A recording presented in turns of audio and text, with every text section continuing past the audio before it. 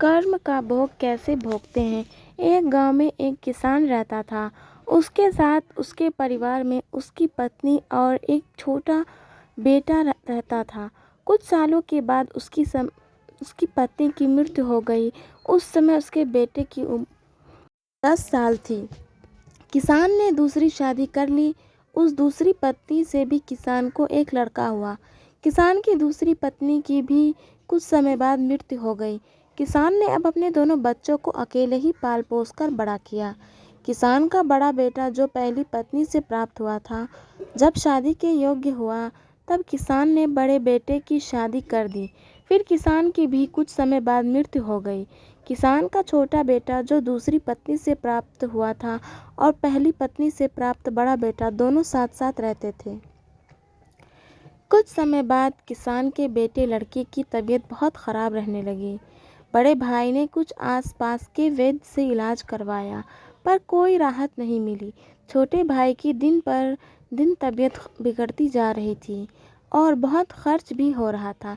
एक दिन बड़े भाई ने अपनी पत्नी से सलाह की, यदि यह छोटा भाई मर जाए तो हमें इसके इलाज के लिए पैसे खर्च नहीं करना पड़ेगा, अगर और ज़्यादा में आधा हिस्सा भी नहीं देना पड़ेगा। तब उसकी पत्नी ने कहा कि क्यों नहीं किसी वैद्य से बात करके इस जहर दे दिया जाए। किसी को पता भी नहीं चलेगा और कोई रिश्तेदार शक भी नहीं करेगा। सब यही कहेंगे कि वह बीमार था और बीमार से ही मृत्यु हो गई। बड़े भाई ने ऐसा ही किया। एक वैद्य से बात की कि आप अपनी फीस बताओ, ऐसा करना, मेरे छोटे बीमार भाई को दवा के बहाने से जहर दे दो। वैद्य ने बात मान ली और लड़के को जहर दे दिया और लड़के की मृत्यु हो गई। उसके भाई भाभी ने खुशी मनाई कि रास्ते का कांटा निकल गया, अब सारी संपत्ति अपनी हो गई। उसका अंतिम संस्कार कर दिया गया। कुछ महीनों के पश्चात उस किसान के बड़े लड़के की पत्नी को लड़का हुआ। पति पत्नी ने खूब खुशी मनाई। बड़े ही लाड प्यार से लड़के की परवरिश की। कुछ ही दिनों वर्ष में लड़का जवान हो गया। उन्होंने अपने लड़के को भी शादी कर दी। शादी के कुछ समय बाद अचानक लड़का बीमार रहने लगा। माँ बाप ने उसके इलाज के लिए बहुत वैद्य से इलाज करवाया।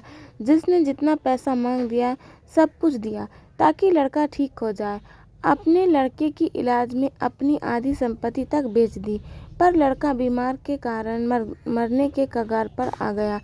शरीर इतना ज़्यादा कमज़ोर हो गया कि स्थिति पिंजर ही शेष रह गया था। एक दिन लड़के को चारपाई पर लेटा रखा था और उसके पिता साथ में बैठे अपने पुत्र की यह दयनीय हालत देखकर दुखी होकर उसकी ओर देख रहे थे। तभी लड़का अपने पिता से बोला कि भाई, आपने सब हिसाब हो गया, बस अब कफन और लकड़ी का हिसाब बाकी है, उसकी तैयारी कर लो।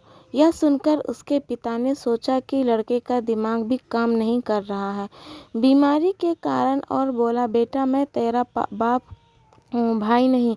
तब लड़का बोला, मैं आपका वही भाई हूँ जो आपने जहर खिलाकर मरवाया था, जिस संपत्ति के लिए आपने मरवाया था मुझे, अब वह मेरे इलाज के लिए आधी बिक चुकी है और आपकी शेष है, हमारा हिसाब हो गया।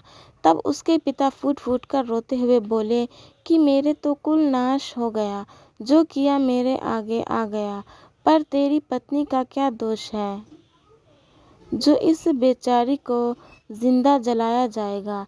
उस समय सती प्रथा थी जिसमें पति की चिता के साथ पत्नी को जला दिया जाता था। तब वह लड़का बोला कि यह वैद्य कहाँ है जिसने मुझे जहर खिलाया था। तब उसके पिता ने कहा कि तुम्हारी मृत्यु के 3 साल बाद वह मर गया था। तब लड़के ने कहा कि यह वही दुष्ट वैद्य है जो आज मेरी पत्नी रूप में है, मेरे मरने पर इसे जिंदा जलाया जाएगा।